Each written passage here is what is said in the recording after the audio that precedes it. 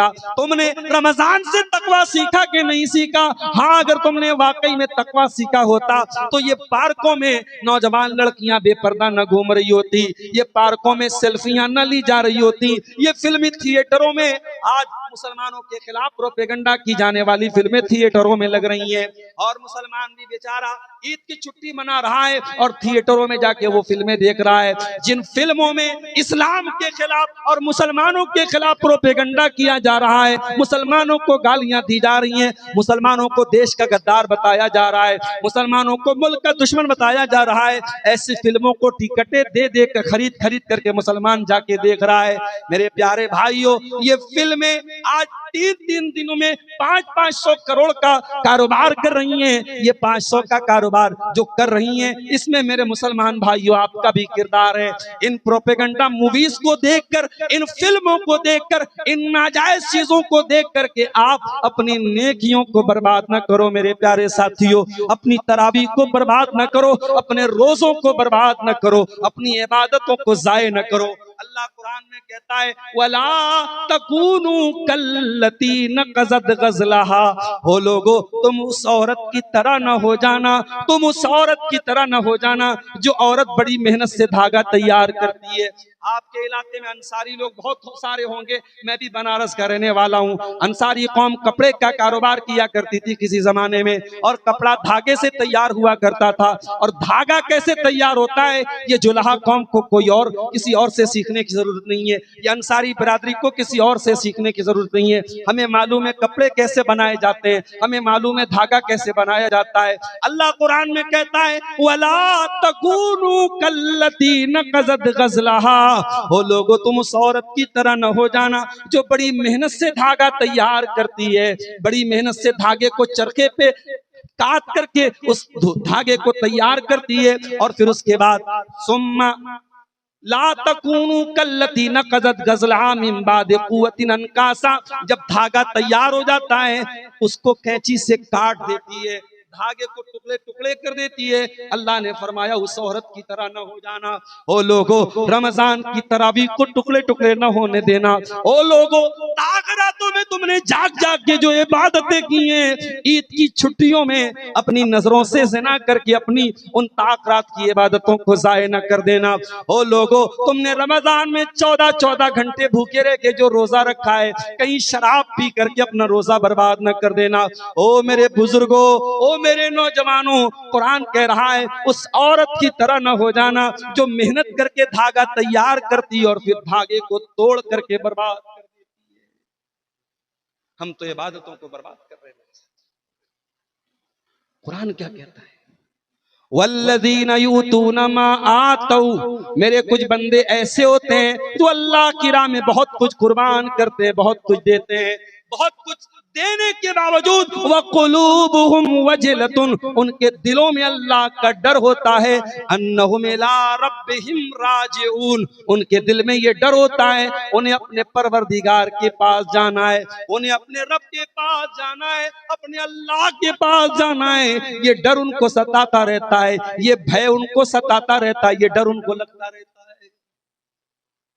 हजरत आयशा ने पूछा, तिरमिज़ी और अबू दाऊद की सही रिवायत है, ऐ अल्लाह के रसूल, ये कौन लोग हैं जो अल्लाह की राह में इतना कुछ खर्च करने के बाद भी डरते रहते हैं कि उनको अल्लाह के पास जाना है? ऐ अल्लाह के नबी, ये कौन लोग हैं? क्या ये चोरी करने वाले लोग हैं? क्या ये शराब पीने वाले लोग हैं? क्या ये जिना करने वाले लोग हैं? अल्लाह के प्यारे नबी ने फरमाया, ला या बिन्त सिद्दीक, ऐ सिद्दीक की बेटी, ऐ अबू बकर की बेटी, तू गलत सोच रही है। पता लगा कि बीवी का नाम प्यार से बदला भी जा सकता है। आपकी बीवी का नाम कुछ और है, आप प्यार से बाबू बोल दें, प्यार से बेबी बोल दें, प्यार से जान बोल दे, सोना बोल दे, सब चलेगा। जाए से अम्मा मत बोल देना, अल्लाह के पास अम्मा मत बोल देना, वो गड़बड़ हो जाएगा। कुछ लोग बीवी के हाथ का खाना खाते कहते बहुत अच्छा खाना, तूने तो बिल्कुल मेरी अम्मा की याद दिला दी। हालांकि ऐसा बोल देने से निकाह नहीं टूट जाएगा, लेकिन माँ जो है वो महरम रिश्ता है, इसलिए बीवी को माँ और बहन के साथ कभी तशबीह मत किया, गलत है, ये नहीं करना चाहिए ऐसा। तो बीवी को दूसरे नाम से प्यार से नाम बदला भी जा सकता है। अल्लाह के नबी ने हजरत आयशा को यहां क्या कहा, ऐ सिद्दीक की बेटी। पता ये चला कि अबू बकर को सिद्दीक का लक़ब देने वाली अगर कोई हस्ती है वो जनाब मोहम्मद रसूलुल्लाह सल्लल्लाहु अलैहि वसल्लम की हस्ती।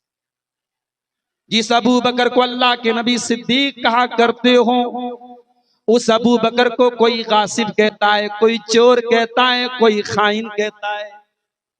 और सहाबे किराम के खिलाफ बुग़्ज़ रखने वाली उस कौम को आज कोई इस्लाम का हीरो बना के पेश करे और कहे कि वो इसराइल से लड़ने वाले और अमेरिका से लड़ने वाले वो लोग हैं और हमारे हीरो हैं और इस्लाम के हीरो हैं। मेरे नौजवानों, अपनी अकल पे तुम जाके मातम कर लेना। याद रखो, जिस दिल में नबी के सहाबा की मोहब्बत नहीं है, जिस दिल में अबू बकर की मोहब्बत नहीं है, जिस दिल में उमर की मोहब्बत नहीं है, जिस दिल में उस्मान की मोहब्बत नहीं है, जो हजरत आयशा को गालियां दिया करता हो, जो हजरत हफ्सा को गालियां दिया करता हो, जो नबी के सहाबा को गालियां देता हो, उसकी मोहब्बत फिर हमारे दिल में भी पैदा नहीं हो सकती। दुनिया इधर की इधर हो जाए, जो सहाबा का दुश्मन है वो हमारा दोस्त कभी नहीं बन सकता। ये जुमला नोट कर लो मेरे प्यारे साथी। अल्लाह के नबी हजरत आयशा से कहने, ला या बिन्त सिद्दीक, ऐ सिद्दीक की बेटी तू गलत समझ रही है। कुरान की इस आयत का वो मतलब नहीं है जो तू समझ रही है। पता ये चला कि कुरान की आयतों का मतलब समझने के लिए हमें अल्लाह के रसूल की हदीसों का सहारा लेना पड़ेगा। इसलिए अगर कोई ये कहता है कुरान को थाम लो, हदीसों को छोड़ दो, वो इंसान चीटिंग कर रहा है, वो इंसान फ्रॉड कर रहा है, वो इंसान झूठ बोल रहा है। हमें कुरान के साथ साथ कुरान की व्याख्या भी चाहिए, हमें कुरान के साथ साथ कुरान की एक्सप्लेनेशन भी चाहिए, हमें कुरान के साथ साथ हदीस की भी जरूरत पड़ेगी। कुरान और हदीस दोनों से मिलकर के शरीयत बनती है। आपने कहा है सिद्दीक की बेटी, तो गलत समझ रहे। कुरान की 18वें पारे की आयत है सूरह मोमिनून की। अल्लाह के प्यारे रसूल ने फरमाया, ऐ आयशा सिद्दीक की बेटी तू गलत समझ रही है। ये आयत चोरी करने वालों के बारे में नहीं है, ये आयत ज़िना करने वालों के बारे में नहीं है, ये आयत शराब पीने वालों के बारे में नहीं है। है आयशा, ये आयत नमाज पढ़ने वालों के बारे में है, ये रोजा रखने वालों के बारे में है, ये सदका खैरात करने वालों के बारे में है, ये नेकियों के इतने सारे काम करते हैं और उसके बाद भी डरते हैं। ये डरते हैं इस बात से पता नहीं हमारी नेकियां अल्लाह की बारगाह में कबूल होंगी कि नहीं होंगी। इसीलिए आगे कुरान में कहता है, उलाइका युसारिऊना फिल खैराति, 29वां पारा नहीं पड़ा। अल्लाह फरमाता है, वयुतिमूना अत्तआमा अला हुब्बिही मिस्कीनन व यतीमन व असीरा। मेरे नेक बंदे गरीबों को खाना खिलाते हैं, यतीमों को खाना खिलाते हैं, कैदियों को खाना खिलाते हैं, और जब खाना खिलाते तो क्या कहते हैं, इन्नमा नुतिमुकुम लिवजहिल्लाह, हम तुम्हें अल्लाह ताला को राजी करने के लिए खाना खिला रहे हैं। ला नुरीदु मिनकुम जज़ाअन वला शुकूरा, हमें तुमसे कोई बदला नहीं चाहिए, हमें तुमसे कोई शुक्रिया नहीं चाहिए। नेकी करके कभी बदले की उम्मीद ही मत रखो। जब बदले की उम्मीद नहीं रखोगे तो दिल में फिर कोई मलाल पैदा नहीं होगा। सामने वाला थैंक यू बोले न बोले, सामने वाला जज़ाकल्लाह खैर बोले न बोले, हमारा काम दूसरों के साथ भलाई करना है, हमारा काम दूसरों के लिए आसानी पैदा करना है। हमें दुनिया से बदला नहीं चाहिए, हमें अल्लाह से बदला चाहिए। ये जज्बा मेरे प्यारे साथियों हम अपने अंदर है। अपने बुजुर्गों से भी एक बात कहना चाहूंगा, आप हमारे बड़े हैं, कौम के बुजुर्ग हैं। मकान को 3 चीजों की जरूरत पड़ती है। मकान की छत ना हो तब भी मकान अधूरा रहेगा, मकान का पिलर ना हो तो छत गिर जाएगी, छत भी बाकी नहीं रहेगी। पिलर बहुत मजबूत हो, छत बहुत अच्छी हो, बुनियाद अगर कमजोर हो जाए तब भी मकान गिर जाएगा।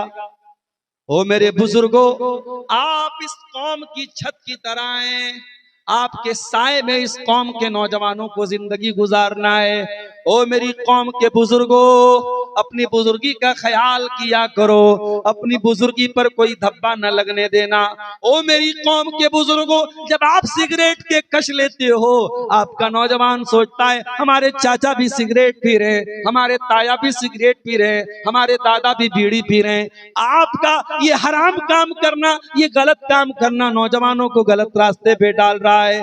जब 60 साल का बूढ़ा सैलून में जाके क्लीन शेव करा करके दाढ़ी साफ करवा लेता है, कौम के नौजवानों को लगता है हमारा बाप भी तो दाढ़ी क्लीन करा रहा है, हमारा चाचा भी तो दाढ़ी क्लीन करा रहा है। ओ कौम के बुजुर्गों, आपको कौम के लिए आइडियल बनना है, आपको कौम के लिए नमूना बनना है। अल्लाह के प्यारे नबी फरमाते हैं, लैसा मिन्ना मल्लम यरहम सगीरना वलम युक्किर कबीरना। वो इंसान हम में से नहीं है जो छोटों पर प्यार न करे और बड़ों का सम्मान न करे। ओ मेरी कौम के बुजुर्गों, अपने आप को सम्मान के लायक बनाओ, अपने आप को ऐसा बुजुर्ग बनाओ कि कौम के लोग आपको आइडियल बनाए। आज माफ करना, आज अजीब हालात हैं कौम की। आज बहुत सारे स्कैंडल और बहुत सारे कांड समाज में बड़े बुजुर्गों की तरफ से भी पेश आने लगे। और मैं आपकी तवज्जो कुरान के 26वें पारे की तरफ लेके जाना चाहता हूं। 26वें पारे में अल्लाह ताला ने इंसान की जिंदगी का एक बहुत अहम मोड़ का वाकया बयान किया। अल्लाह ने फरमाया, ववस्सैनल इंसान बिवालिदैहि, हमने इंसान को हुक्म दिया कि अपने माँ बाप के साथ तू अच्छा सलूक कर। हमलत उम्मुहु कुरहा, तेरी माँ ने बड़ी तकलीफों के साथ तुझको पेट में रखा। अच्छा, कभी आपने गौर किया, अल्लाह ने कुरान में जहां पर भी माँ बाप का जिक्र किया है, कुर्बानी अल्लाह ने माँ की बयान की, बाप की बयान की। क्या बाप कुर्बानी नहीं देता? बाप भी बहुत कुर्बानी देता है, मगर बाप की सारी कुर्बानियां एक तरफ और माँ का 9 महीने अपने पेट में रखना एक। हमलतुम्मुहु कुरहा, तेरी माँ ने बड़ी तकलीफों के साथ तुझको अपने पेट में रखा। ववज़अतहु कुरहा, और दुनिया की सबसे बड़ी तकलीफ उठा करके तेरी माँ ने तुझको जन्म दिया। हजारों कुंटल का बोझ किसी के ऊपर डाल दिया जाए, उतनी तकलीफ नहीं होती जितनी तकलीफ एक माँ को बच्चे को जन्म देने के टाइम होती है। हजारों कुंटल और हजारों टन के बोझ से ज्यादा बड़ी तकलीफ एक माँ अपने बच्चे को जन्म देने के टाइम उठाती है। और ये जब माँ बच्चे को जन्म देती है, माँ की जान भी जा सकती है, माँ खत्म भी हो सकती है। माँ अपनी जान को खतरे में डाल के अपने बच्चे को जन्म देती है। ओ माओ को भूल जाने वालों, ओ माओ को गालियां देने वालों, ओ माओ से रिश्ता तोड़ के बैठ जाने वालों, ओ माँ से नाराज हो के माँ से बोलचाल बंद कर देने वाले बेटों और बेटियों, काश के तुम जानते माँ की कुर्बानी कितनी बड़ी है। फरमाया, हमलतुम्मुहु कुरहा, तेरी माँ ने बड़ी तकलीफों के साथ तुझको अपने पेट में रखा। ववज़अतहु कुरहा, और बड़ी तकलीफों के साथ तुझको जन्म दिया। वहम्लुहु वफिसालुहु सलासूना शहरा, और 30 महीने का पीरियड तुझे पैदा करने में और तुझे दूध पिलाने में लगा। दूध पिलाने की मैक्सिमम पीरियड जो इस्लाम बताता है वो 2 साल है।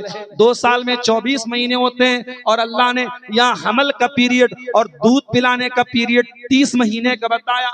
इसका मतलब कि प्रेगनेंसी की मिनिमम मुद्दत 6 महीने की है। अगर 6 महीने का बच्चा पैदा होता है तो इस्लाम की नजर में कोई मसला नहीं है। 6 महीने का बच्चा ठीक है, वो उसी बाप का माना जाएगा जिस बाप के साथ औरत रहती है। फरमाया, उस बच्चे के माँ के पेट में रहने का टाइम और बच्चे को दूध पिलाने का टाइम 30 महीने का है। हत्ता इज़ा बलगा अशुद्धहु, वो बच्चा कमजोर पैदा हुआ था, फिर जवान हो गया। हत्ता इज़ा बलगा अशुद्धहु, ताकतवर बन गया। वह बलगा 40 सनतन, और 40 साल का हो गया। 40 साल इंसान की जिंदगी का बहुत अहम मोड़ है मेरे प्यारे साथियों। इस उम्मत की एवरेज उम्र जो अल्लाह के नबी ने बताई है 60 से 70 साल इस उम्मत की एवरेज उम्र है। उस लिहाज से देखो तो जब इंसान 40 साल का होता है तो अब यहां से जिंदगी ढलान पे आ चुकी है। अब जिंदगी का 2/3 हिस्सा गुजर चुका है, अब 1/3 हिस्सा बाकी है। अब जिंदगी की शाम हो चुकी है, अब सूरज डूबने वाला है। अल्लाह ने फरमाया हत्ता इज़ा बलग अशुद्धहु, जब इंसान ताकत की उम्र को पहुंच जाए, वह बलग 40 सनतन, और 40 साल का हो जाए, काला, तो इंसान को ये दुआ पढ़नी चाहिए, रब्बी औज़िनी अन अशकुरा नेमतकल्लती अनअमता अलैया। ऐ अल्लाह, मैं 40 साल का हो चुका, मैं बाप भी बन चुका, मैं शौहर भी बन चुका, मैं पैसा भी कमा चुका। ऐ अल्लाह, मैं जिंदगी के उस मोड़ पे पहुंच चुका हूँ, जो हासिल करना था वो हासिल कर चुका, जो पाना था वो पा चुका। ऐ अल्लाह, तू मुझे तौफीक दे कि अब मैं तेरी नेमतों का शुक्रिया अदा करूं, जो नेमतें तूने मुझको दी, वह अला वालिदैया, और मेरे माँ बाप। देखो 40 साल का होने के बाद माँ बाप की याद ऑटोमेटिक आ जाए, क्योंकि जो 40 साल का हो गया है वो खुद बाप बन चुका होगा, वो औरत माँ बन चुकी होगी। 40 साल की उम्र में आमतौर से लोग माँ बन चुकी हैं, बाप बन चुके हैं। तो माँ क्या होती है, बाप क्या होते हैं, उनकी कुर्बानी क्या होती है, अब इंसान को सब समझ। अल्लाह कितनी प्यारी दुआ सिखा रहा है। जितने लोग 40 साल के ऊपर के वो ये दुआ याद कर लें, और अगर ये YouTube पर भी जाएगी, तकरीरें रिकॉर्ड हो रही हैं, बाद में वीडियो में से सुन लेना, और फिर भी ना समझ में आए तो कुरान का 26वां पारा खोल लेना, सूरह अहकाफ में बिल्कुल शुरू में 26वें पारे में ये दुआ आपको मिल जाएगी। रब्बी औज़िनी, ऐ अल्लाह, ऐ मेरे परवरदिगार, तू मुझे तौफीक दे, अन अशकुरा नेमतक अल्लती अनअमता अलैया, कि मैं तेरी नेमतों का शुक्रिया अदा करूं, जो नेमतें तूने मुझको दी हैं, व अला वालिदैया, और जो नेमतें तूने मेरे माँ बाप को दी हैं, व अन आमला सालिहन तरदा, और ऐ अल्लाह, तू मुझे तौफीक दे कि मैं ऐसा नेक अमल करूं जिससे तू राजी हो जाए। सिर्फ नेक अमल नहीं, ऐसा नेक अमल जिससे तू राजी। पता ये चला कि सिर्फ नेकी करने से काम नहीं चलेगा, नेकी करो तो उस तरीके की नेकी करो जो नेकी अल्लाह ताला को पसंद है। रोजा रखो तो उस तरीके पर रखो जो तरीका नबी ने सिखाया। हम ईद की नमाज पढ़ के आए, हमने अल्लाहु अकबर कह करके हाथ बांधा, हमने दुआएं सना पढ़ी, उसके बाद इमाम ने कहा अल्लाहु अकबर अल्लाहु अकबर अल्लाहु अकबर। पहली रकात में इमाम साहब ने 7 मरतबा जायद तकबीर कही, दूसरी रकात में इमाम साहब ने 5 मरतबा जायद तकबीर कही।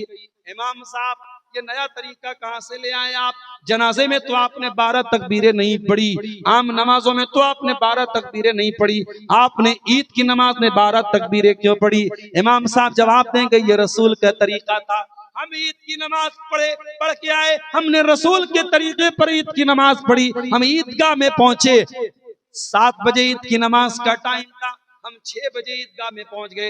1 घंटे का टाइम था, मस्जिद में जुमा के दिन पहुंच जाते थे, 2-2 रकात करके नमाज पढ़ते थे। हम ईदगाह में पहुंचे, 1 घंटे का टाइम था, हम आगे बढ़े, नमाज पढ़ने जाने लगे। मौलवी साहब ने हाथ पकड़ा, क्या कर रहा है? मौलवी साहब, टाइम बहुत है, 1 घंटे का टाइम है, नमाज पढ़ने जा रहा हूँ। मौलवी साहब कहते हैं, नहीं भाई, ईद की नमाज के पहले कोई नमाज नहीं है, ईद की नमाज के बाद कोई नमाज नहीं है। मौलवी साहब, मैं नमाज ही तो पढ़ने जा रहा हूँ, शराब तो पीने नहीं जा रहा हूँ, ज़िना तो करने नहीं जा रहा हूँ, हराम काम तो करने नहीं जा रहा हूँ। मौलवी साहब आपको बताएंगे, नहीं मेरे भाई, नमाज बहुत अच्छा अमल है, मगर यहाँ जो तू नमाज पढ़ने जा रहा है, ईदगाह के अंदर कोई और नमाज पढ़ने का सबूत इस मौके पर नहीं है। ईद के दिन ईद की नमाज के अलावा कोई नमाज नहीं पढ़ी जाएगी। इसका मतलब ये हुआ कि अमल वही चलेगा जिस अमल के ऊपर अल्लाह और उसके रसूल की मुहर होगी। आप अपनी मर्जी से अमल नहीं कर सकते। शव्वाल के 6 रोजे अल्लाह के नबी ने फरमाया, जो रमजान का रोजा रखता है और शव्वाल का 6 रोजा रखता है, उसको जिंदगी भर रोजा रखने का सवाब मिलता है। ये 6 रोजे कब रखेंगे हम? ये ईद के नेक्स्ट डे से हम रख सकते हैं। जैसे कल ईद थी तो आज से हम ये रोजा रख सकते थे, और आज नहीं रख पाए तो कोई मसला नहीं, हम पूरे शव्वाल में कभी भी रख सकते हैं। ईद के दिन हम नहीं रखेंगे। एक आदमी आता है, अब्दुल गफ्फार साहब, आपने तकरीर में बोला डोकाडी में ईद के दिन रोजा नहीं रखना है। ऐसा क्यों बोला आपने? रोजा तो बहुत अच्छी इबादत है, हमें रोजा रखने से क्यों मना कर रहे हैं आप? मेरे भाई, रोजा बहुत अच्छी इबादत है, मगर ईद के दिन रोजा रखने से अल्लाह के नबी ने मना किया है। आपने फरमाया अय्याम अक्लिन व शुर्बिन, ईद का दिन खाने का दिन है, पीने का दिन है, ईद के दिन आप रोजा नहीं रख सकते। पता ये चला कि इबादत वो नहीं है जिसे अब्दुल गफ्फार साहब इबादत कहे, इबादत वो नहीं है जिसे शेख कौसर फैजी साहब इबादत कहे, इबादत वो नहीं है जिसे शेख मिराज रब्बानी साहब इबादत कहे, इबादत वो है जिसे रब का कुरान इबादत कहे और जिसे जनाब मोहम्मद रसूलुल्लाह की हदीसें इबादत कहें। इसीलिए जब इंसान 40 साल का हो गया है, अल्लाह से क्या दुआ कर रहा है? व अन आमला सालिहन तरदा, ऐ अल्लाह तू मुझे ऐसा नेक अमल करने की तौफीक दे जिस नेक अमल से तू राजी होता है। व अस्लिह ली फी ज़ुर्रियती, और ऐ अल्लाह तो मेरी औलाद की इस्लाह कर दे, मेरी औलाद को सुधार दे, मेरी औलाद को सही कर दे। कितने लोगों को ये दुआ याद है? औलाद के कैरियर की चिंता सबको, औलाद पढ़ लिख करके काबिल बन जाए, माँ बाप का सहारा बन जाए, बच्चों का भविष्य अच्छा बन जाए, इस बात की चिंता तो सबको है, मगर औलाद दीनदार बन जाए इसकी चिंता कितने लोगों को है मेरे साथ। ईद का दिन जब आ गया, मस्जिद में आप ईद के दिन जोहर की नमाज में आए, गांव के ज्यादातर लोग ईद के दिन सो रहे थे, आप मस्जिद में आए, आप जोहर की नमाज में मस्जिद में आए, आपने देखा आपका बेटा पहली सफ में बैठा हुआ है, आपका दिल बाग बाग हो गया। अय अल्लाह, बड़ा प्यारा बच्चा तूने मुझको दे दिया है। अय अल्लाह, और बच्चे तो ईद के दिन खेल रहे हैं, कूद रहे हैं, घूम रहे हैं, फिर रहे हैं, मेरा बच्चा ईद के दिन भी फजर की नमाज पढ़ने आ रहा है। ईद का दूसरा दिन आया, फजर की नमाज में आप मस्जिद में पहुंचे, आपने ठंडे ठंडे पानी से वजू किया, आप मस्जिद में आए, आप फजर की नमाज पढ़ने के लिए मस्जिद में आए, आपने देखा आपका बेटा पहली सफ में बैठा है, आपका दिल बाग बाग हो गया। अय अल्लाह, मेरा बेटा रमजान के बाद भी नमाज की पाबंदी कर रहा है। मेरे प्यारे भाइयों, इसको कहते हैं नेक औलाद। माँ घर से निकलती है, पर्दे में निकलती है, निकाब में निकलती है, लड़की 12 साल की हो गई, लड़की जवान हो गई, लड़की को पीरियड आने लगा, लड़की बालिग हो गई, लड़की खुद माँ से कहती है अम्मा मुझे नकाब ला के दे दो, अम्मा मुझे हिजाब ला के दे दो, मैं बेपर्दा घर के बाहर न निकलूंगी, मैं बेहिजाब घर के बाहर न निकलूंगी। 12 साल की लड़की है, समाज की सारी लड़कियां 12 साल की उम्र में खेल रही हैं, कूद रही हैं, भाग रही हैं। 12 साल की बच्ची माँ से कहती है अम्मी जान मुझे नकाब ला के दे दो, मैं बेनकाब घर से नहीं निकलूंगी, मैं बेहिजाब घर से न निकलूंगी। ऐसी बेटी को देख के माँ का दिल बाग बाग हो जाता है। इसीलिए कुरान कहता है कि अल्लाह के मुत्तकी बंदे वो लोग हैं, वल्लज़ीना यक़ूलूना रब्बना हब लना मिन अज़वाजिना व ज़ुर्रियातिना क़ुर्रता आयुन। अल्लाह के मुत्तकी बंदे ये दुआएं करते हैं कि ऐ परवरदिगार, हमारे बीवी बच्चों को हमारी आंखों की ठंडक बना दे, वजअलना लिल मुत्तकीना इमामा, और अल्लाह हमें मुत्तकियों का इमाम बना दे। ऐसे बच्चे मेरे प्यारे साथियों जब मिलते हैं तो बाप का दिल और माँ का दिल, उनकी आंखों को ठंडक मिलती है और उनके दिल को सुकून मिलता है। जब इंसान 40 साल का हो जाए तो उसको ये दुआ करनी चाहिए, वो अस्लिह ली फी ज़ुर्रियती, ऐ अल्लाह तो मेरी औलाद की इस्लाह कर दे, इन्नी तुब्तु इलैका व इन्नी मिनल मुस्लिमीन, ऐ अल्लाह मैं तेरी बारगाह में तौबा करता हूँ और मैं सच्चा पक्का मुसलमान हूँ। ये बड़ी प्यारी दुआ है। बुजुर्गों से कहना चाहूंगा 40 साल के पार जो लोग हैं वो ये दुआ याद कर लें, और जब दुआ के लिए हाथ उठाएं तो ये दुआ जरूर पढ़ा करें। और ये भी नोट कर लो, उलमा ने लिखा है कि 40 साल का जो पीरियड होता है इंसान की जिंदगी का, ये बहुत ही महत्वपूर्ण होता है, बहुत ही इंपॉर्टेंट होता है। 40 साल के बाद भी जो आदमी सड़कों पर बैठ करके दूसरों की बहन बेटियों को घूरेगा, उस इंसान की नजरबाजी कब्र में जाने तक सुधरने वाली। 40 साल के बाद भी जो इंसान शराब पी रहा है वो कब्र में जाएगा तब भी शराब पीता हुआ दुनिया से जाएगा। 40 साल का बहुत इंपॉर्टेंट हिस्सा है इंसान की जिंदगी। कभी गौर कर लेना, कभी तजर्बा कर लेना, इंसान अपनी बुरी आदतों को अगर 40 साल के पहले कंट्रोल नहीं कर पाया तो 40 साल के बाद कंट्रोल करना बहुत मुश्किल है। मैंने ऐसे भी लोगों को देखा है आज 50-50 साल के हो गए हैं और अपने से बहुत छोटी उम्र की लड़कियों के साथ वो जो है चैटिंग कर रहे हैं और उनके साथ ताल्लुकात बना रहे हैं। ये गंदी आदत एक 18 साल का नौजवान लड़का अगर ये काम करता है तो चलो हमको ये समझ में आता है ये बिगड़ गया, ये बहक गया, ये भटक गया। 50 साल का एक बाप जो खुद जवान बेटी का बाप है अगर वो इस तरीके की हरकत कर रहा है, इसको बिगड़ना नहीं कहते हैं, इसको बहकना नहीं कहते हैं, इसको जज्बात में आना नहीं कहते हैं। इसका मतलब ये हो गया कि अब उस इंसान के सुधरने का चांस बहुत कम है। मेरे बुजुर्गों, मैं बड़े अदब के साथ कहना चाहूंगा, समाज की छत आप हैं, आपकी इस्लाह के बगैर समाज की इस्लाह नहीं हो सकती। इसलिए बुजुर्गों, आपको अपनी इस्लाह करनी पड़ेगी। समाज को अगर नमाजी बनाना है, बुजुर्गों को नमाजी बनना पड़ेगा। अगर समाज को दीनदार बनाना है, बुजुर्गों को दीनदार बनना पड़ेगा। समाज को अगर शराब से दूर करना है, बुजुर्गों को हर तरीके के नशे से दूर होना पड़ेगा। जवान बच्चियों को अगर पर्दा वाला बनाना है तो 40-50 साल की औरतों को भी मुकम्मल पर्दे वाला बनना पड़ेगा।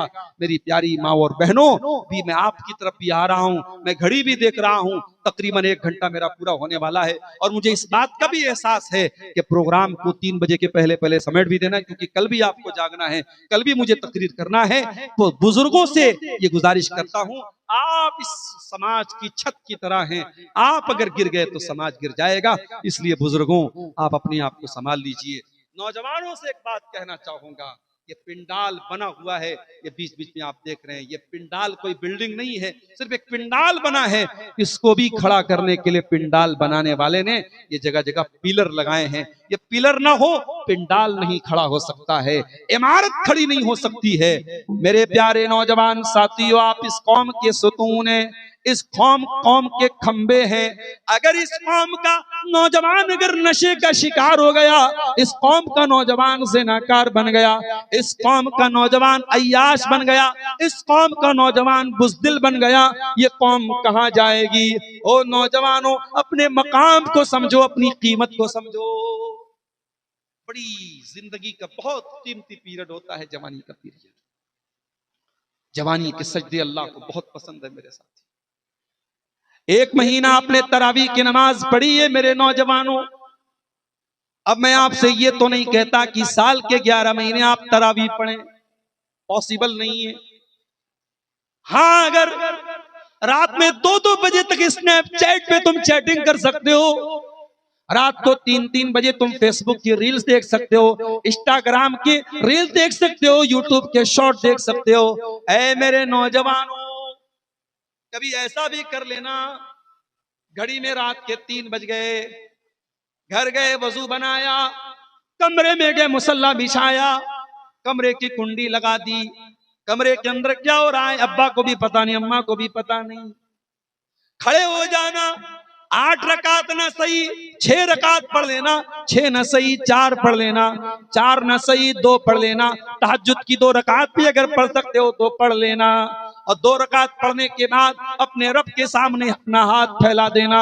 जबान से कुछ मत बोलना, अपने गुनाहों को याद करना और अल्लाह की रहमतों को याद करना और कहना, ऐ अल्लाह, तू तो बड़ा गफूरुर रहीम है, तू तो बड़ा माफ करने वाला है। ऐ अल्लाह, मेरी जिंदगी बड़ी खताओं में गुजरी, बड़े गुनाहों में गुजरी। ऐ अल्लाह, ये रात का सन्नाटा है, मैं कमरे में, अपने बंद कमरे में तेरी बारगाह में मुसल्ला बिछा के बैठा हूँ। ऐ अल्लाह, मेरी माँ को भी नहीं पता, मेरे बाप को भी नहीं पता।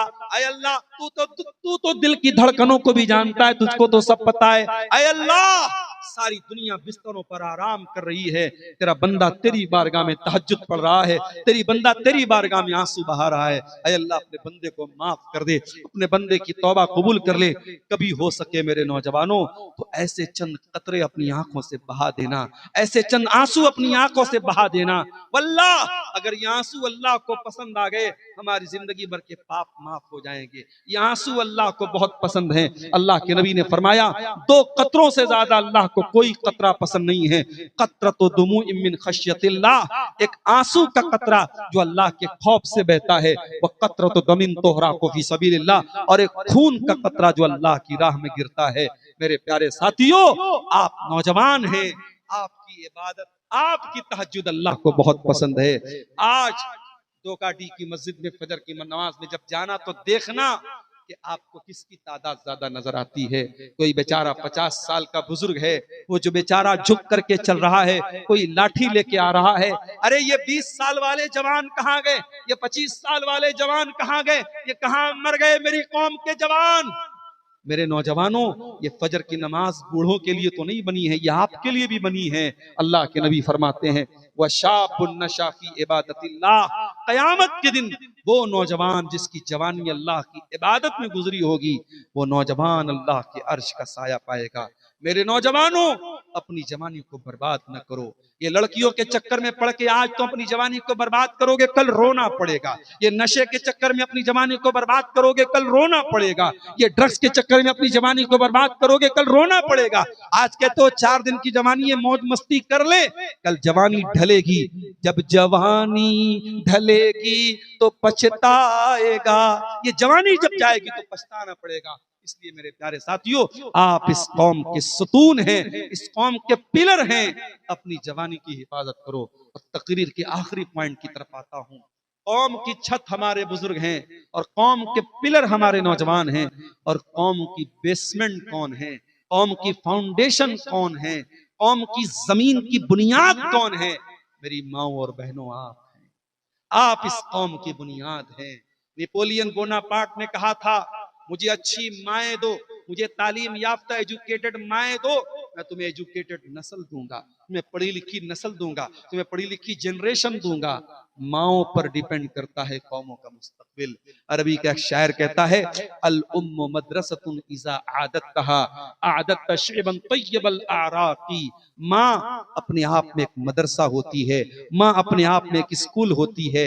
अगर आपने कौम को अच्छी माँ दे दी तो आपने कौम को एक अच्छी नस्ल दे दी।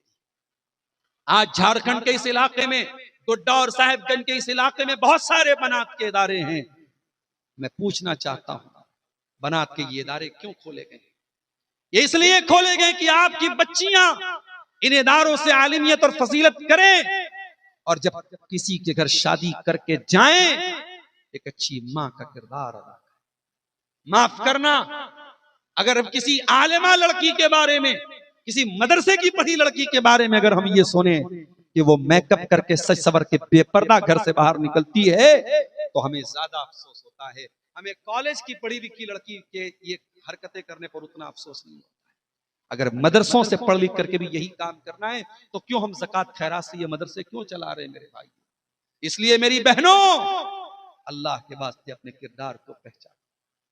इस कौम को दीनदार माओं की बहुत जरूरत है, और जब दीनदार माएं इस कौम को मिलेंगी, तब इस कौम को अच्छे बच्चे मिलेंगे। मैं मिसाल देना चाहता हूं हजरत हाजरा। आपने नाम सुना होगा हजरत हाजरा। किसकी बीवी हैं? इब्राहिम अलैहिस्सलाम की बीवी है। किसकी माँ है? इस्माइल अलैहिस्सलाम की माँ है। इब्राहिम अपनी बीवी हाजरा को कहां छोड़ के गए थे?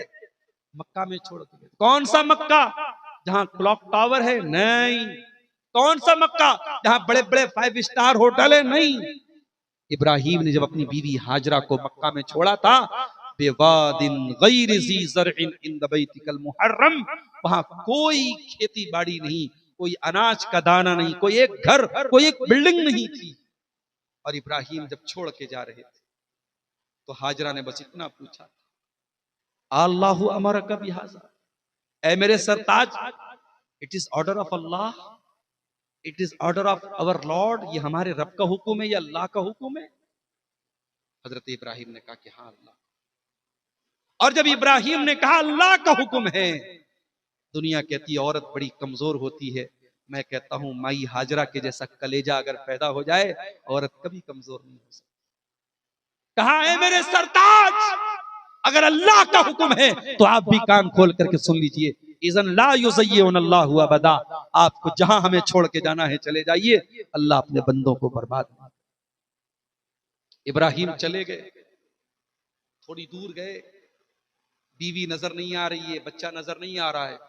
अल्लाह की बारगाह में हाथ उठाते कहते, रब्बना इन्नी अस्कन्तु मिन ज़ुर्रियती बिवादिन गैरि ज़ी ज़रइन इंद बैतिकल मुहर्रम रब्बना लियुकीमुस्सलाह।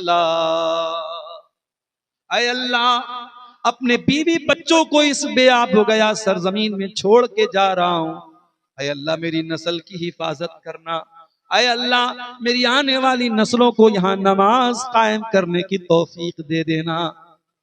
रब्बना इन्नी अस्कन्तु मिन ज़ुर्रियती बिवादिन गैरि ज़ी ज़रइन इंद बैतिकल मुहर्रम रब्बना लियुक़ीमुस्सला फजअल अफ़ईदतम मिनन नासि तहवी इलैहिम। ऐ अल्लाह तू लोगों के दिलों में इस जगह की मोहब्बत डाल देना। वर्ज़ुक़हुम मिनस समरात, और ऐ अल्लाह तू इनको फलों की रोजी दे देना। ऐ इब्राहिम तेरी दुआ में कितना असर था, ऐ इब्राहिम तेरी दुआ में कितना पावर था, तेरी दुआ में कितनी ताकत थी। ऐ इब्राहिम तुझको गए तो दुनिया से हजारों साल हो गए। आज 2026 की मार्च का महीना चल रहा है, रमजान का महीना भी खत्म हुआ, शव्वाल का महीना आया है। ऐ इब्राहिम तुझे तो दुनिया से गए हजारों साल हो गए। आज गोड्डा के डोकाडी के इस गांव का एक आम मुसलमान जो बेचारा गरीब है, जो मजदूर है, जो रिक्शा चला रहा है, जो टाली चला रहा है, जो छोटी सी दुकान चला रहा है, ऐ अल्लाह उसका दिल भी मक्का जाने को मचलता है, उसका दिल भी मदीना जाने को मचलता है, वो भी उम्रा करने जाना चाहता है, वो भी हज करने जाना चाहता है। ऐ इब्राहिम तेरी दुआ में कितना पावर था। इब्राहिम ने दुआ की थी, ऐ अल्लाह लोगों के दिल में इस जगह की मोहब्बत डाल दे। आज कौन सा मुसलमान है जिसके दिल में मक्का मदीना की मोहब्बत ना हो मेरे भाई। ये इब्राहिम की दुआ का पावर। इब्राहिम चले गए, मासूम बच्चा रो रहा है, बिलक रहा है, पानी का एक कतरा वहां मौजूद नहीं है। माई हाजरा खाने काबा से चंद मीटर की दूरी पर एक सफा नाम का पहाड़ था, सफा की पहाड़ी पे चढ़ती हैं, अपने सर पे हाथ रख के दूर दूर तक नजर डालती हैं, कोई इंसान नजर आ जाए, कोई मेरे बच्चे के पानी का इंतजाम हो जाए। दूर दूर तक कोई नजर ना आया। हाजरा सफा की पहाड़ी से उतरी और बीच में पहुंची जहां उम्रा करने वालों ने देखा होगा हरे रंग का निशान बनाए। माई हाजरा वहां जल्दी जल्दी दौड़ने लगी। जहां माई हाजरा जल्दी जल्दी दौड़ी थी, आज भी उम्रा करने वाला वहां जल्दी जल्दी दौड़ता है। सफा से मरवा पहुंची, मरवा से सफा पहुंची, 7 चक्कर लगा डाले, पानी का कतरा नजर ना आया। 7 चक्कर हाजरा ने लगाया। कुरान में अल्लाह ने आयत नाजिल फरमा दी, इन्न सफा वल मरवत मिन शाइरिल्लाह। ओ लोगो जब हज करने जाना, जब उम्रा करने जाना, मेरी बंदी हाजरा के नक्शे कदम पे चलना, मेरी बंदी हाजरा की सुन्नत को जिंदा कर लेना। वो भी सफा से मरवा, मरवा से सफा, 7 चक्कर उसने लगाया था। ऐ हज करने वालों, ऐ उम्रा करने वालों, तुम्हें भी ये 7 चक्कर लगाने हैं। ये 7 चक्कर नहीं लगाओगे तुम्हारा हज मुकम्मल नहीं, तुम्हारा उम्रा मुकम्मल नहीं। अल्लाह, ये अम्मा हाजरा थी और उन्होंने पाला था इस्माइल को, और इस्माइल को ऐसा पाला, ऐसा पाला, जब इस्माइल जवान हो गए और इब्राहिम अपने जवान बेटे से आके कहते हैं, ऐ मेरे बच्चे, मैंने ख्वाब में देखा मैं तुझे ज़बा कर रहा हूं, ऐ मेरे बच्चे तू बता तेरी क्या राय है। तो बेटा कहता है, या अबति फ़अल मा तुअमर सतजिदुनी इंशाअल्लाहु मिनस साबिरीन। ऐ अब्बा जान, ऐ अब्बा जान, आपका बेटा अल्लाह के हुक्म पर अपनी गर्दन कटवाने को तैयार है। अब्बा जान, आपका बेटा न अगर करेगा, न मगर करेगा, न चू करेगा, न चरा करेगा, न आपका बेटा अपनी पेशानी पर कोई बल लाएगा। आपका बेटा अल्लाह ने चाहा तो सब्र कर लेगा। अल्लामा इकबाल कहते हैं, ये फैजाने नजर था या कि मकतब की करामत थी, सिखाए किसने इस्माइल को आदाब फर्जंदी। ओ मेरी प्यारी माँ बहनों, ये इस्माइल ने जो बाप को जवाब दिया था, ये किसी स्कूल की तालीम का नतीजा नहीं था, ये किसी कोचिंग से ट्यूशन नहीं लिया था इस्माइल ने, ये माँ की तरबियत का असर था। ओ मेरी माँ, बच्चों को जो याद कराओगी, बच्चों को जो सिखाओगी, बच्चे वही सीखेंगे। दीनदार बन जाओ, बच्चे दीनदार बन जाएंगे। हया वाली बन जाओ, बच्चियां हया वाली बन जाएंगी। पर्दा वालियां बन जाओ, बच्चियां पर्दा वाली बन जाएंगी। जबान की हिफाजत करो, बच्चे आपके जबान की हिफाजत करने वाले बन जाएंगे। दुआएं बच्चों के सामने पढ़ा करो, बच्चे दुआएं सीखने वाले बन जाएंगे। दीन सीखने वाली बन जाओ, बच्चे दीन सीखने वाले बन जाएंगे। उलमा से मोहब्बत करने वाली बन जाओ, आपके बच्चे भी उलमा से मोहब्बत करने वाले बन जाएंगे। आप जो बच्चों को सिखाओगी मेरी माओ बहनों, बच्चे वही सीख करके जाएंगे। इसलिए मेरी प्यारी माँ और बहनों, आपकी जिम्मेदारी भी बहुत बड़ी है। आप इस समाज की बुनियाद हैं, कौम के बुजुर्ग छत हैं, कौम के नौजवान खंबा हैं, और कौम की औरतें इस समाज की बुनियाद हैं। ये तीन तबके अगर सुधर गए, कौम के बुजुर्ग सुधर गए, कौम की औरतें सुधर गईं और कौम के नौजवान सुधर गए, तो कौम को सुधरने में देर नहीं लगेगी इंशाअल्लाह। मेरे भाइयों, रमजान का मुबारक महीना अभी गुजरा है। अभी उस महीने की बरकतें कहीं न कहीं दिल और दिमाग में पैवस्त है, मौजूद है। एक महीना हमने इबादतों की जो बरकतें देखी, तरावीह की शक्ल में, रोजों की शक्ल में, एतिकाफ की शक्ल में, ताकरातों की इबादत की शक्ल में, और बरकतों का कहीं ना कहीं कुछ न कुछ तो असर हमारे जिंदगियों पर पड़ा होगा। लेकिन हम अलल उमूम जो हालात देखते हैं कि रमजान जैसे ही खत्म होता है, जिंदगी फिर पुराने ढर्रे पर आ जाती है। अभी मुझे किसी ने बताया कि यहां कोई पार्क शुरू हुआ है आपके इलाके में, और ईद का मौका है, मुसलमान लड़के और लड़कियां होलसेल के भाव में वहां मौजूद आपको मिल जाएंगे, और बदतमीजी और बेहयाई की सारी सीमाएं पार की जाए। क्या मतलब है एक महीना इबादत का? एक महीना आप अल्लाह ताला के सामने तौबा करें, इस्तिगफार करें, अल्लाह से गुनाहों की माफी मांगे, ताकरातों में अल्लाह के सामने इकरार करें, अल्लाहुम्मा इन्नका अफ़ुव्वुन तुहिब्बुल अफ़्व फ़अफ़ु अन्ना, परवरदिगार तू माफ करने वाला है, माफी को पसंद करता है, हमें माफ कर दे। और फिर आप रमजान के खत्म होते ही, ईद वाले दिन से ही अगर उस तौबा का मजाक बनाना शुरू कर दें, तो फिर इसका मतलब ये हुआ कि हमारी जो इबादतें हमने रमजान के महीने में की हैं, वो रेड सिंबल पर चल रही हैं, वो खतरे के निशान पर चल रही हैं। हमारी इबादतें अल्लाह ताला क्या कबूल नहीं हो रही है। अगर इबादतों के बाद आपके अंदर दीन पर अमल करने का जज्बा नहीं है,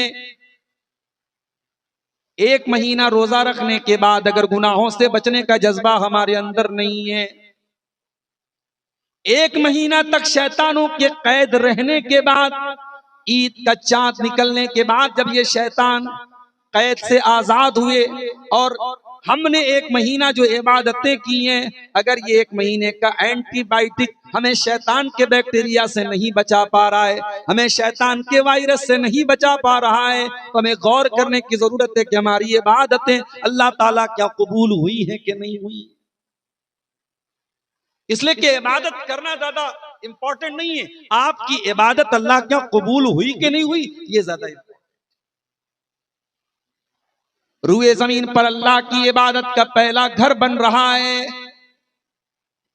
खाने काबा बन रहा है, बनाने वाला इब्राहिम अलैहिस्सलाम। उनका बेटा इस्माइल अपने बाप का साथ दे रहा है। एक पैगंबर मिस्त्री का काम कर रहा है, एक पैगंबर लेबर का काम कर रहा है, बाप बना रहा है, बेटा ईंटें ला ला के, पत्थर ला ला के दे रहा है। वो डोकाडी की कोई मामूली मस्जिद तो नहीं है, वो झारखंड के किसी गांव की मस्जिद तो नहीं है। इन्ना अव्वल बैतिन वुदिया लिन्नास लल्लज़ी बिबक्का, वो रूए जमीन पर अल्लाह की इबादत की पहली मस्जिद है, पहला घर है, खाने काबा है, जिसको बनाने जा रहे हैं इब्राहिम अलैहिस्सलाम। हम तो थोड़ी सी नेकी करके खुल करके कुप्पा बन जाते, हम तो थोड़ी सी इबादत करके इबादत के गुरूर में पड़ जाते, साहब हमने तो बड़ी इबादतें कर ली, हमने तो बड़ी नेकी कर ली। इब्राहिम अलैहिस्सलाम खाने काबा बना रहे हैं, अल्लाह की इबादत का पहला घर बना रहे हैं। सोचो उनकी जगह हम और आप होते तो क्या होता। हम तो मदरसे में अगर 1 लाख का चंदा दे दें तो चंदा कराने वाला मौलवी जब तक 5 बार हमारा नाम ले लेके दुआ न कराए, हमें अपना चंदा सही नहीं लगता है। हम तो अपनी नेकियों की पब्लिसिटी करने वाले लोग हैं।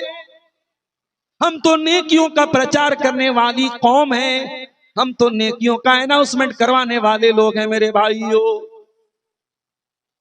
इब्राहीम अलैहिस्सलाम खाने काबा बना रहे हैं और कुरान करीम में अल्लाह ताला नक्शा खींचता है। कुरान का पहला पारा, व इज़ यरफ़उ इब्राहीमुल क़वाइद मिनल बैति व इस्माईल। ओ लोगो याद करो जब मेरा खलील खाने काबा बना रहा है, मेरा खलील अल्लाह का घर बना रहा है और खलीलुल्लाह का बेटा ज़बीहुल्लाह भी अपने बाप का साथ दे रहा है, इब्राहीम का बच्चा इस्माईल भी अपने बाप का साथ दे रहा है।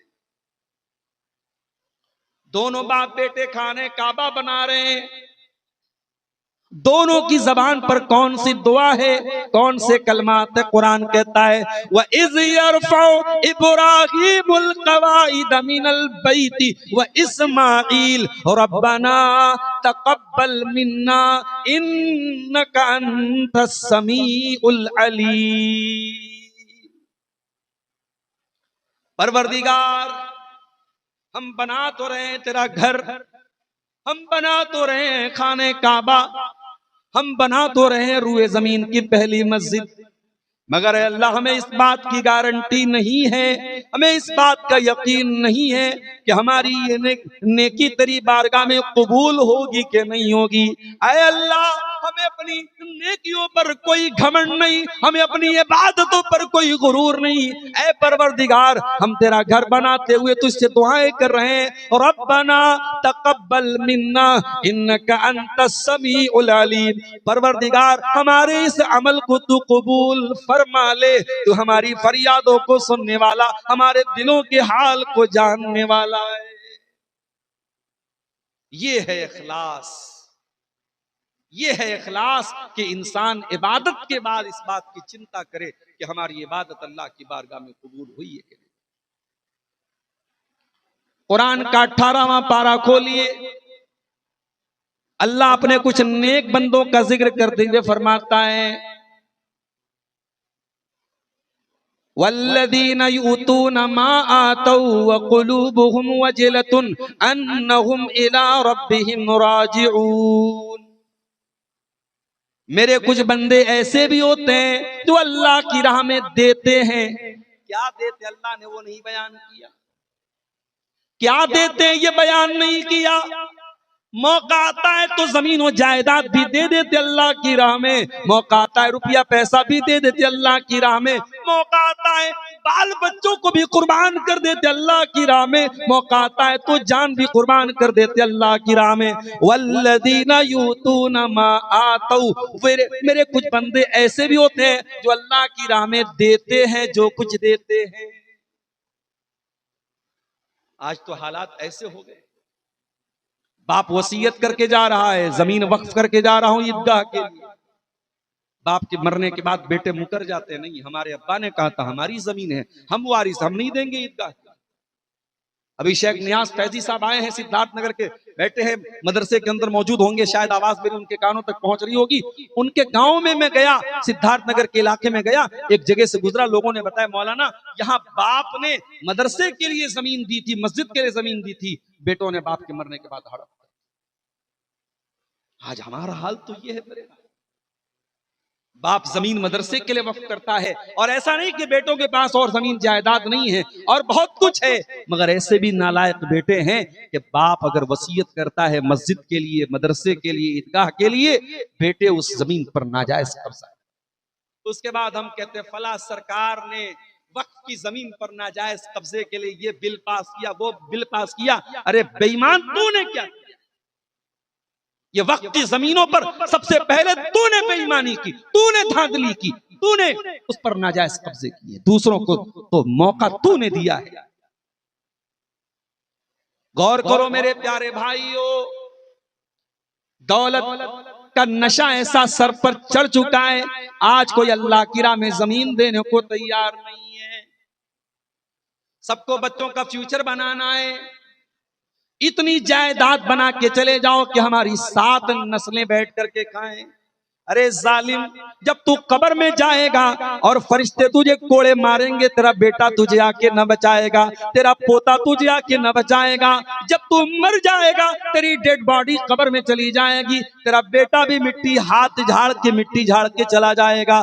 न बेटा काम आएगा, न पोता काम आएगा, न बेटियां काम आएंगी, न नवासे काम आएंगे। उस कब्र में तेरी नेकियां तेरे काम आएंगी, तेरा सदका खैरात तेरे काम। अय्याशी करनी हो तो 500 की नोट निकलती है, और मस्जिद और मदरसे में देना हो तो 10 की नोट निकलती है। इसी से पता चलता है कि तेरा दिल कितना बड़ा है। कभी आपने गौर किया, मस्जिदों में जुमा के बाद जो डब्बे घूमते हैं, उन डब्बों में लोग सिक्के डालते हैं। पूरे मार्केट में सिक्का कहीं चलता हो न चलता हो, जुमा के डब्बे में जरूर आपको सिक्के मिले। इतने बेगैरत है हम कि हम 10 रुपये के पान खा जाएंगे, 10 रुपये की चाय पी जाएंगे, मगर हमें मालूम है कि मस्जिद में जो डब्बा चलता है उससे मस्जिद ही के अखराजात पूरे होते हैं। मगर हम इतने बेगैरत हैं कि हम 10 की नोट भी उस डब्बे में डालना नहीं चाहते हैं। वहां हम भिखमंगे बन जाते हैं, वहां हम गरीब बन जाते हैं। हम पान चबाने के लिए, गुटखा चबाने के लिए और नशा करने के लिए गरीब नहीं बनते हैं। हम गरीब बनते हैं मदरसे के लिए, हम गरीब बनते हैं मस्जिदों के लिए, हम गरीब बनते हैं अल्लाह की राह में। उसके बाद हम कहते हैं मौलाना साहब कारोबार में बरकत नहीं हो रही है। बरकत को तो तू खा गया जालिम, बरकतों को तू खा गया। तेरे माल में बरकतें क्यों नहीं हो रही है? कुरान 1400 साल पहले बता चुका है, वलौ अन्ना अहलल कुरा आमनू वत्तकू लफतहना अलैहिम बरकातिम मिनस समाई वल अर्ज़। अगर ये गांव वाले, अगर ये बस्ती वाले, अगर ये शहर वाले ईमान वाले बन जाएं और अल्लाह से डरने वाले बन जाएं, अल्लाह का तकवा अपने अंदर पैदा कर ले, मेरे बंदो हम बरकतों के दरवाजे तुम्हारे ऊपर खोल देंगे। हम जमीन व आसमान की बरकतें तुम्हारे ऊपर खोल देंगे। और रमजान यही तकवा तो सिखा के गया है मेरे साथियों। रमजान में हम 13-13 घंटे, 14-14 घंटे भूखे रहे। अभी मैं रमजान के आखिरी दिन 29वां रमजान जिस दिन था, मैं कर्नाटक में था और मुझे ईद की नमाज पढ़ाना था मध्य प्रदेश में सिवनी जिला। अब जाहिर है ट्रेन का जो टाइम था कर्नाटक में सुबह 4 बजे ट्रेन थी, सहरी का टाइम 5 बजे था। अब ट्रेन पे सहरी करना थोड़ा टफ था, तो जहां से मेरी ट्रेन थी, सेलम एक स्टेशन है वहां कर्नाटक में, सेलम एक जगह है, वहां हम लोग, मेरी बच्चे भी मेरे साथ में थे, हम लोगों ने वही स्टेशन के करीब में सहरी खाई। 4 बजे सहरी खाई, फिर ट्रेन पे कुछ नहीं खाया, रोजा रखा हम लोगों ने। और उसके बाद शाम को हम लोग जब सिवनी पहुंचे हैं, तो सिवनी में 6:30 बजे के करीब इफ्तार का टाइम। 4 बजे सहरी खाई और इफ्तार किया हमने 6:30 बजे। लगभग 14.5 घंटे का रोजा हमें रखना पड़ा सफर की वजह से। अच्छा, रोजा हम छोड़ सकते थे, सफर में रोजा छोड़ने की इजाजत है, मगर हम लोगों ने जानबूझ के इसलिए रखा, एसी का टिकट था, आरामदेह सफर था। और फिर ये भी एक मसला होता है कि भाई सफर में हम रोजा अगर छोड़ भी देंगे तो बाद में तो पूरा करना है। और सफर में और जो मुसलमान रोजा रखे होते हैं, अगर हम रोजा नहीं रखेंगे तो एक गलत असर भी पड़ता है। और अगर सामने वाला टोपी वाला हो, कुर्ता वाला हो, दाढ़ी वाला हो, तो थोड़ा और लोग एतराज करते हैं। तो सफर में रोजा तोड़ सकते थे, जायज था, मगर हमने रोजा। कितने घंटे का रोजा? 14.5 घंटे। 14.5 घंटे का रोजा रखने का मकसद क्या था? कुरान कहता है मकसद तुम्हें भूखा रखना नहीं था, मकसद तुम्हें प्यासा रखना नहीं था, मकसद तुम्हें भूख से तड़पाना नहीं, प्यास से तड़पाना नहीं था। या अय्युहल्लज़ीना आमनू कुतिबा अलैकुमुस्सियामु कमा कुतिबा अलल्लज़ीना मिन क़ब्लिकुम लअल्लकुम तत्तक़ून। ऐ ईमान वालो, ये 1 महीने का रमजान का रोजा एक ट्रेनिंग कैंप है। ये एक स्कूल है, एक इंस्टीट्यूट है, ये कोचिंग सेंटर है, ये तुम्हें ट्रेनिंग देगा, ये तुम्हें सिखाएगा, ये तुम्हें डिग्री देगा। या अल्लाह कौन सी डिग्री देगा? फरमाया लअल्लकुम तत्तकून, ये 1 महीने तुम जब 14-14 घंटे भूखे रहोगे, अल्लाह के लिए तुम प्यासे रहोगे, अल्लाह के लिए तुम भूखे रहोगे और अल्लाह के हुक्म पर तुम अपनी बीवी से दूर रहोगे। 14 घंटे जब तुम अपनी ख्वाहिशात को कंट्रोल करोगे, 14 घंटे तुम अल्लाह के हुक्म पर हलाल चीजों को छोड़ दोगे, तो तुम्हारे अंदर तकवा पैदा हो जाएगा, तुम्हारे अंदर गुनाहों से बचने का जज्बा पैदा हो जाएगा, तुम्हारे अंदर गलत कामों से बचने का जज्बा पैदा हो जाएगा। ये रमजान तुम्हें तकवा की ट्रेनिंग देने आया है, ये रमजान तुम्हें मुत्तकी बनाने आया है। ओ डोकाडी वालों, ओ गोड्डा की सरजमीन से ताल्लुक रखने वाले मेरे नौजवान भाइयों, मेरे बुजुर्गों, मैं आपसे सवाल करता हूँ, मेरी माँ बहनों, मैं आपसे सवाल करता हूँ, रमजान तो जा चुका है, जरा अपने दिल पर हाथ रख के बताओ, जरा अपने दिल पर हाथ रख के गौर करके बताओ, रमजान तो जा चुका है, तुम्हें तकवा की डिग्री मिली कि नहीं मिली? तुम्हें तकवा का सर्टिफिकेट मिला कि नहीं मिला? हम अल्लाह से दुआ करते हैं रब्बुल आलमीन हमारी कौम के बुजुर्गों को भी अपनी इस्लाह की तौफीक दे, कौम के नौजवानों को भी अपनी इस्लाह की तौफीक दे, कौम की औरतों को भी अपनी इस्लाह की तौफीक दे। रब्बुल आलमीन हमने जो टूटी फूटी इबादतें की हैं रमज़ान के महीने में, ऐ अल्लाह हमें अपनी इबादतों की हकीकत पता है, अपनी इबादतों की औकात हमें खूब मालूम है। ऐ अल्लाह तू हमारी इबादतों को अपने फजल करम से कबूल फरमा ले। परवरदिगार, हमने मस्जिद से जो नाता रमजान में जोड़ा था उसे बाकी 11 महीने भी जोड़े रखने की तौफीक अता फरमा। ऐ अल्लाह, कुरान से जो रिश्ता हमने इस 1 महीने में जोड़ा था, बाकी 11 महीने भी हमें जोड़े रखने की तौफीक अता फरमा दे।